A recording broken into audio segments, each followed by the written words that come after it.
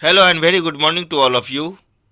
आज के वीडियो में हम लोग 12 और 13 जुलाई के करंट अफेयर्स डिस्कस करेंगे। पीडीएफ का लिंक डिस्क्रिप्शन में है, तो चलिए शुरू करते हैं।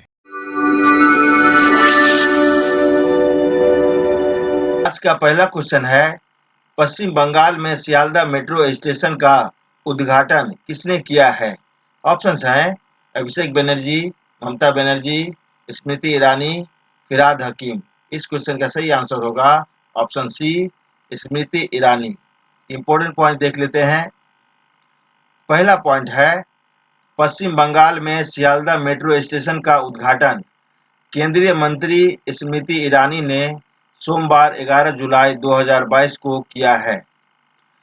दूसरा पॉइंट है, 14 जुलाई से इस मेट्रो स्टेशन को आम लोगों के लिए खोल दिया जाएगा। तीसरा पॉइंट है, अब सियालदह स्टेशन का नाम देश के सबसे व्यस्त रेलवे स्टेशनों के लिस्ट में आ जाएगा। नेक्स्ट क्वेश्चन देख लेते हैं। निम्न में से किस बैडमिंटन खिलाड़ी ने 7वीं बार विंबलडन चैंपियनशिप का खिताब जीता है? ऑप्शंस हैं राफेल नडाल, नोवाक जोकोविच, निक किर्गियोस, रोजर फेडरर। इस क्वेश्चन का सही आंसर होगा ऑप्शन बी, नोवाक जोकोविच। इंपॉर्टेंट पॉइंट देख लेते हैं। पहला पॉइंट है, नोवाक जोकोविच सर्बिया के दिग्गज टेनिस खिलाड़ी हैं। दूसरा पॉइंट है, नोवाक जोकोविच ने 7वीं बार विंबलडन चैंपियनशिप का खिताब जीता है। तीसरा पॉइंट है, रविवार 10 जुलाई 2022 को विंबलडन टेनिस के फाइनल में नोवाक ने ऑस्ट्रेलिया के निक किर्गियोस को हराकर यह टूर्नामेंट जीता है। चौथा पॉइंट है, नोवाक ने अब तक 21 ग्रैंड स्लैम जीता है। नेक्स्ट क्वेश्चन देख लेते हैं। पीवोट नामक उपकरण को किसने विकसित किया है? ऑप्शंस हैं IIT Delhi, IIT Bangalore, IIT Hyderabad, IIT Gujarat. इस क्वेश्चन का सही आंसर होगा option C, IIT Hyderabad. Important point देख लेते हैं। पहला पॉइंट है, आईआईटी हैदराबाद ने आर्टिफिशियल इंटेलिजेंस बेस्ड पीवोट नामक उपकरण को विकसित किया है। दूसरा पॉइंट है, इस उपकरण के द्वारा कैंसर पैदा करने वाले जीन को आसानी से पहचाना जा सकता है। तीसरा पॉइंट है, केमिकल इंजीनियरिंग के प्रोफेसर रघुनाथम स्वामी ने इस शोध का नेतृत्व किया है। नेक्स्ट क्वेश्चन देख लेते हैं। भगवानी देवी दागर ने वर्ल्ड मास्टर्स एथलीट चैंपियनशिप 2022 में 100 मीटर की दौड़ में कौन सा मेडल जीता है? ऑप्शंस हैं gold medal, silver medal, bronze medal, copper medal. इस क्वेश्चन का सही आंसर होगा option A, gold medal. Important point देख लेते हैं। पहला पॉइंट है, भगवानी देवी दागर ने मास्टर्स एथलीट चैंपियनशिप 2022 में 100 मीटर की दौड़ में गोल्ड मेडल जीता है। दूसरा पॉइंट है, यह प्रतियोगिता फिनलैंड में हो रही है। तीसरा पॉइंट है, भगवानी देवी दागर 94 साल की है। चौथा पॉइंट है, उन्होंने इस प्रतियोगिता में बुजुर्ग श्रेणी वर्ग में हिस्सा लिया है। नेक्स्ट क्वेश्चन देख लेते हैं। पश्चिम बंगाल की मुख्यमंत्री ममता बनर्जी उत्तर बंगाल के 3 दिवसीय दौरे पर कब गई है? ऑप्शंस हैं 8 जुलाई, 9 जुलाई, 11 जुलाई, 10 जुलाई। इस क्वेश्चन का सही आंसर होगा ऑप्शन सी, 11 जुलाई। इंपॉर्टेंट पॉइंट देख लेते हैं। पहला पॉइंट है, पश्चिम बंगाल की मुख्यमंत्री ममता बनर्जी सोमवार 11 जुलाई 2022 को उत्तर बंगाल के 3 दिवसीय दौरे पर गई हैं। दूसरा पॉइंट है, वह उत्तर बंगाल जीटीए के शपथ ग्रहण कार्यक्रम में शामिल होने के लिए गई हैं। तीसरा पॉइंट है बीजीपीएम के प्रमुख अनित थापा ने खास तौर पर उन्हें जीटीए बोर्ड गठन में आने के लिए आमंत्रित किया था। नेक्स्ट क्वेश्चन देख लेते हैं। भारत के नए संसद भवन पर लगे अशोक स्तंभ का अनावरण किसने किया है? ऑप्शंस हैं नरेंद्र मोदी, रामनाथ कोविंद, अरविंद केजरीवाल, ओम बिरला। इस क्वेश्चन का सही आंसर होगा option A Narendra Modi. Important point देख लेते हैं। पहला पॉइंट है नरेंद्र मोदी ने सोमवार 11 जुलाई 2022 को नए संसद भवन पर लगे अशोक स्तंभ का अनावरण किया है।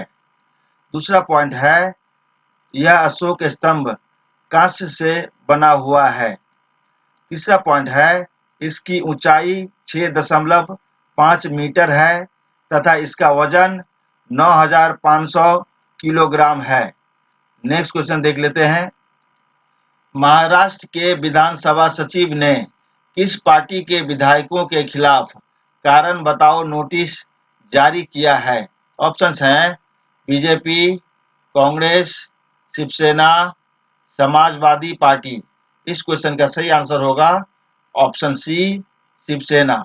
इंपॉर्टेंट पॉइंट देख लेते हैं। पहला पॉइंट है महाराष्ट्र के विधानसभा सचिव ने शिवसेना के 53 विधायकों के खिलाफ कारण बताओ नोटिस जारी किया है।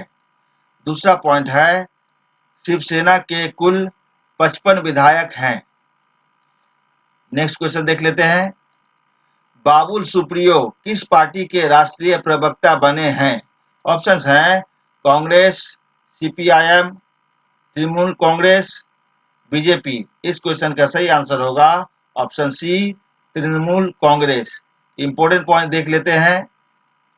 पहला पॉइंट है पश्चिम बंगाल की तृणमूल कांग्रेस पार्टी ने बाबुल सुप्रियो को पार्टी का राष्ट्रीय प्रवक्ता बनाया है। दूसरा पॉइंट है बाबुल सुप्रियो तृणमूल कांग्रेस के विधायक भी हैं।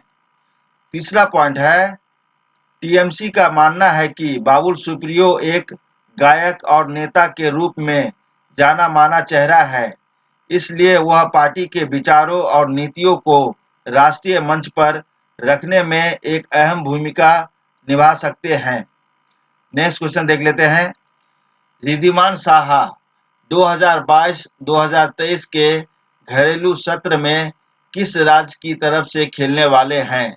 ऑप्शंस हैं महाराष्ट्र, पश्चिम बंगाल, त्रिपुरा, दिल्ली। इस क्वेश्चन का सही आंसर होगा option C Delhi. Important point देख लेते हैं। पहला पॉइंट है रिद्धिमान साहा 2022-23 के घरेलू सत्र में त्रिपुरा की ओर से खेलेंगे। दूसरा पॉइंट है रिद्धिमान साहा पश्चिम बंगाल के विकेटकीपर बल्लेबाज हैं। तीसरा पॉइंट है इस टीम में वह मेंटोर की भूमिका भी निभाएंगे। चौथा पॉइंट है शुक्रवार 8 जुलाई 2022 को साहा ने अगरतला में करार पर हस्ताक्षर किए हैं। नेक्स्ट क्वेश्चन देख लेते हैं। किस राज्य में सरकारी स्कूलों में नेताओं के बच्चों को पढ़ाने की मांग की गई है? ऑप्शंस हैं बिहार, उत्तर प्रदेश, पश्चिम बंगाल, मध्य प्रदेश। इस क्वेश्चन का सही आंसर होगा option A Bihar. Important point देख लेते हैं। पहला पॉइंट है चिराग पासवान ने बिहार की शिक्षा व्यवस्था को सुधारने के लिए राज्य सरकार से सभी नेताओं के बच्चों को सरकारी स्कूलों में पढ़ाने की मांग की है। दूसरा पॉइंट है चिराग पासवान लोजपा के राष्ट्रीय अध्यक्ष हैं।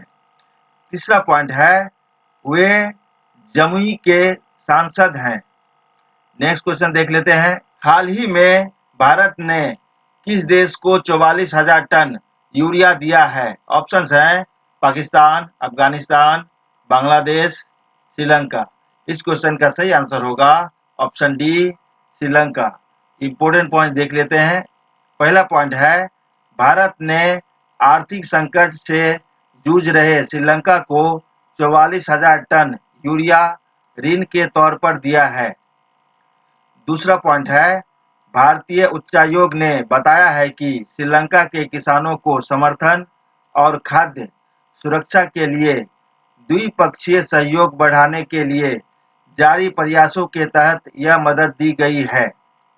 तीसरा पॉइंट है, श्रीलंका में भारतीय उच्चायुक्त गोपाल बागले ने यह जानकारी श्रीलंका के कृषि मंत्री महिंदा अमरवीरा से मुलाकात कर दी है। नेक्स्ट क्वेश्चन देख लेते हैं। केंद्र सरकार किस राज्य को 8,460 करोड़ का ब्याज मुक्त ऋण देने वाली है? ऑप्शंस हैं बिहार, झारखंड, उड़ीसा, असम। इस क्वेश्चन का सही आंसर होगा option A Bihar. Important point देख लेते हैं। पहला पॉइंट है, भाजपा के राज्यसभा सांसद सुशील कुमार मोदी ने कहा है कि केंद्र सरकार बिहार को चालू वित्तीय वर्ष में 8,460 करोड़ का ऋण देगा। दूसरा पॉइंट है, यह ऋण पूरी तरह से ब्याज मुक्त होगा। तीसरा पॉइंट है, इस ऋण के भुगतान के लिए बिहार सरकार को 50 साल का समय दिया जाएगा।